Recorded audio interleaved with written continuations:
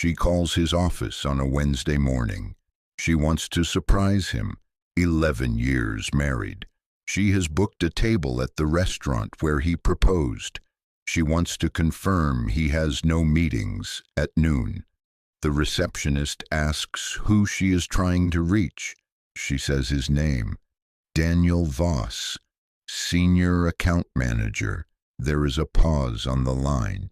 The receptionist says there is no one by that name working there. There never has been.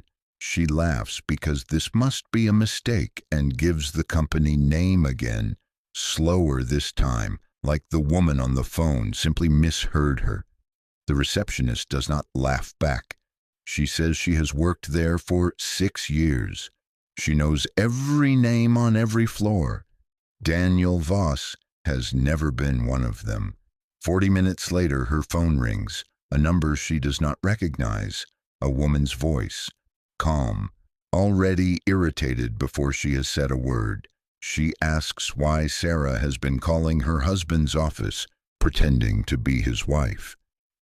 This is the story of Daniel Voss and the two women who both believed they were the only one. Tucson, Arizona, 2015. Sarah Whitfield is 31 when she meets Daniel. She works as a dental hygienist. She is careful with money, careful with people, the kind of person who reads contracts before she signs them. Daniel is different, easy, confident in a way that does not need to perform. He tells her he works in corporate accounts for a logistics company downtown, the kind of job with steady hours and a 401k and nothing dramatic about it. He shows her a badge once, early on, clipped to his belt. She does not think to question it. Why would she? They marry 2 years later. Small ceremony, 80 guests. His side of the family is thin. He tells her his parents passed years ago and he was never close with the rest. She does not push. Some people do not like to talk about family. She respects that. For the first 6 years, the marriage is unremarkable in the best way. He leaves for work at 7:45. He comes home at 6. He talks about his co-workers sometimes. A guy named Pete in logistics, a woman named Carol who runs the front desk. Small details. The kind of details you do not invent unless you are very, very good at this. Sarah has no reason to call his office. Why would she?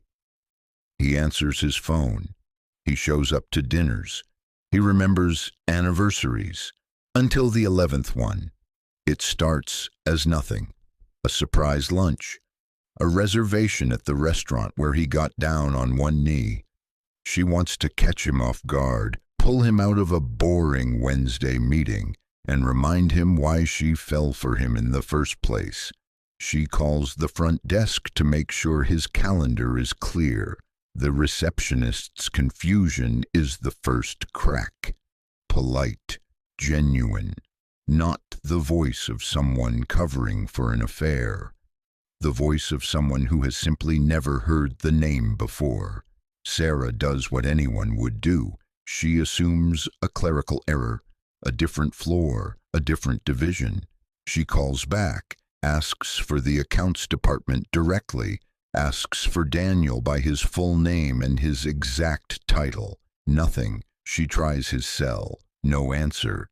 She tells herself he is in a meeting. 40 minutes pass before her phone rings with a number she does not know. The woman on the other end introduces herself as Lindsay.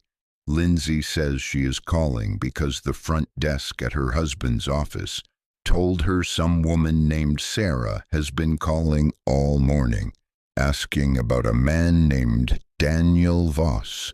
Lindsay says her husband's name is Daniel Voss. Lindsay says they have been married for 4 years. The two women stay on the phone for 90 minutes. They do not yell. Not yet.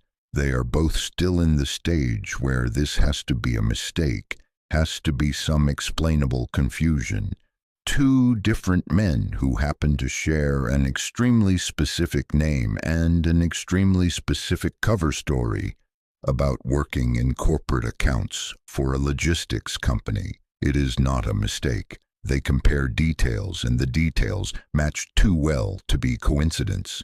Same birthday, same scar on his left hand from a childhood bike accident he told both of them about, almost word for word. Same badge clipped to his belt that neither woman ever looked at closely enough to notice. It was a hotel conference credential, not a corporate ID. Daniel does not have one job. He has never had the job he described to either of them. What he has is a schedule. Tuesdays and Thursdays in Tucson with Sarah. Mondays, Wednesdays, and Fridays 2 hours north in a town called Prescott Valley with Lindsay. Weekends rotate, explained away with conferences and client dinners that neither woman ever had a reason to verify. 11 years for Sarah, 4 years for Lindsay, 2 marriage certificates, 2 wedding rings, 2 women who each believed with total confidence that they were the only person who knew this man. Neither of them did. Sarah and Lindsay do not stay enemies for long. The anger that should belong to each other gets redirected fast once the math sets in. They were never in competition.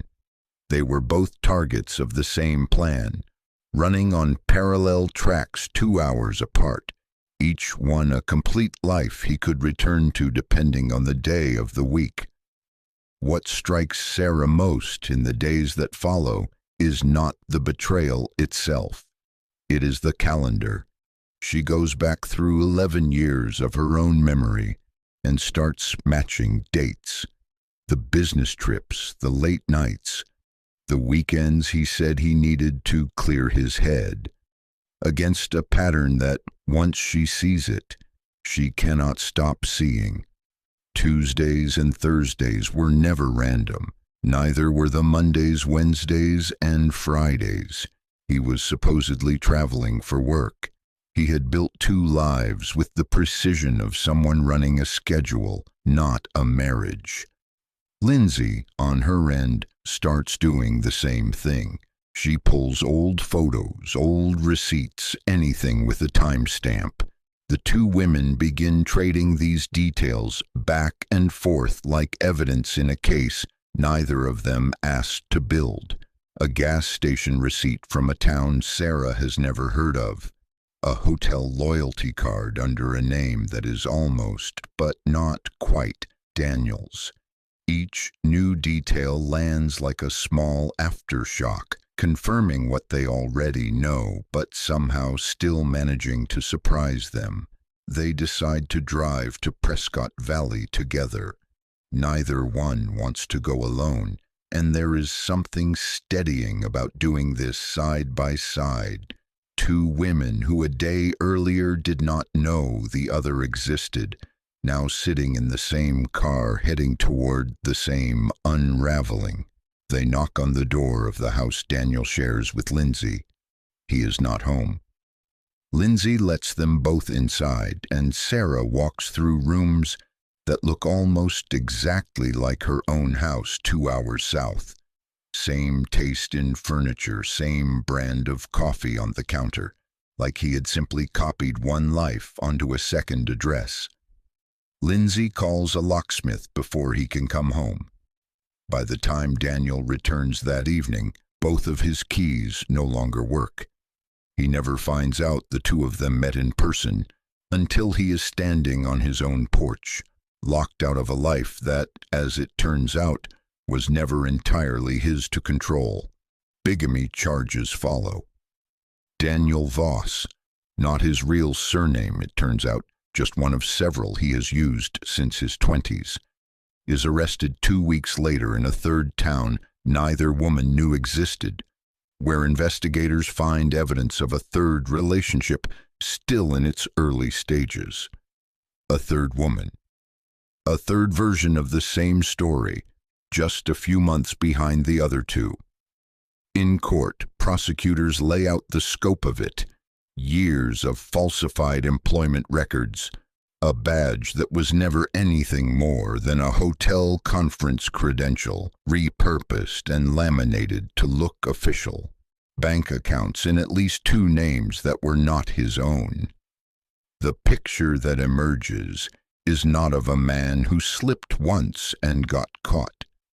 It is of someone who had built an entire operating system for living multiple lives at once and had been running it for the better part of a decade.